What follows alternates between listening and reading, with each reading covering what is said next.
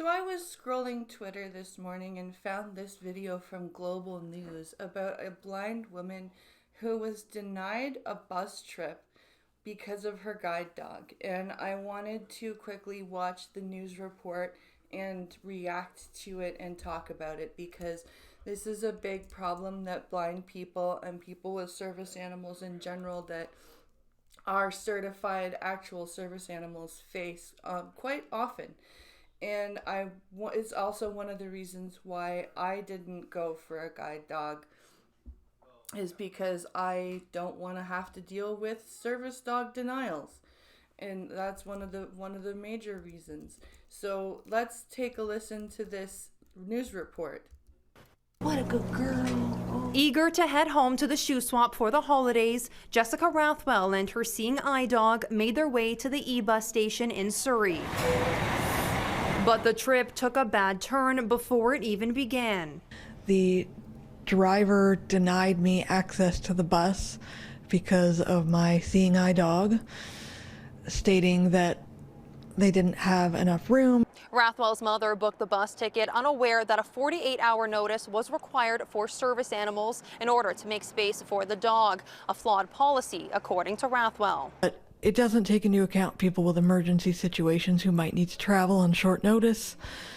And the law says that I'm allowed anywhere with my guide dog, so their policy should not supersede the law. About a month ago, Rathwell took her service dog on the e-bus without issue. Before, in October as well, on the e-bus, she sat right in front of me at my feet, and I told the driver I don't need any extra room. I even offered to get on the bus and see how much room there was. After some back and forth with the driver, Rathwell says she stood in front of the bus so it wouldn't leave without her. I would have done the same thing. A move that got her banned from e-bus. A statement from the company says she was banned because of her behavior and actions that occurred. Her physical obstruction of the vehicle and the need for RCMP to remove her resulted in delaying this schedule more than an hour. Okay, well, then you should have let the lady on with her guide dog. Your policy doesn't supersede the law. The law says that she can go anywhere with her guide dog. That includes a bus, that includes a plane, that includes a train. It's a courtesy to alert travel services that you have a guide dog. It makes things easier, but it's not by any means the law that you do so. And she should have been granted access to the bus. The service dogs are very good at sitting at your feet. I've seen many blind people on packed buses, no less, with their service dogs tucked in at their feet, under the seat even. And they've been no trouble at all.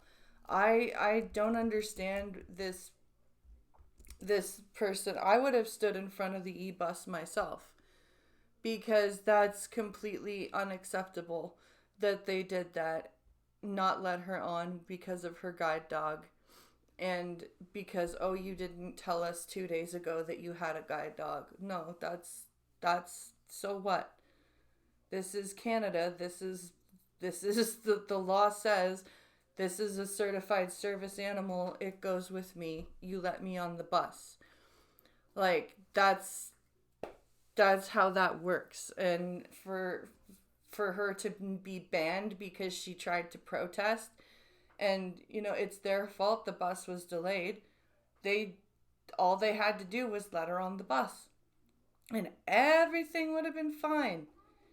It would have, and she could have taken a window seat even, if the driver was concerned about the dog taking up space. She could have taken a window seat, and the dog could have gone at her feet or under her, or like behind her legs, and then a passenger could have sat next to her, and everything would have been fine.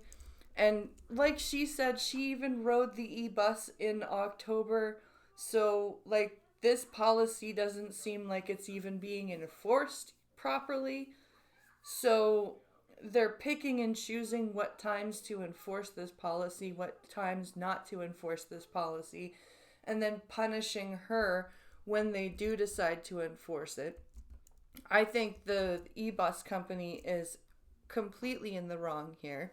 I'd like to know your guys' thoughts in the comments down below, especially other blind people. If you've got a guide dog, chime in with your thoughts. I would love to hear them. And I hope you guys are having a wonderful day. Thank you for watching. I'll see you in the next one.